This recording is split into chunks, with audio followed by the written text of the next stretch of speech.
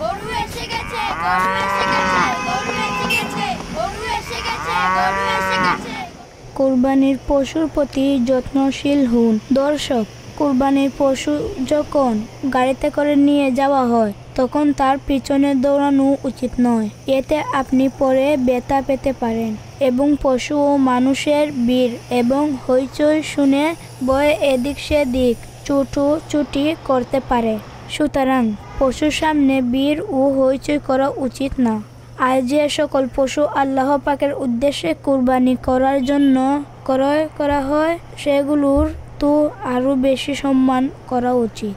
সেগুলোকে মারা ও দৌড় করানো, সেগুলোর কান মুছে দেওয়া একদমই উচিত নয়।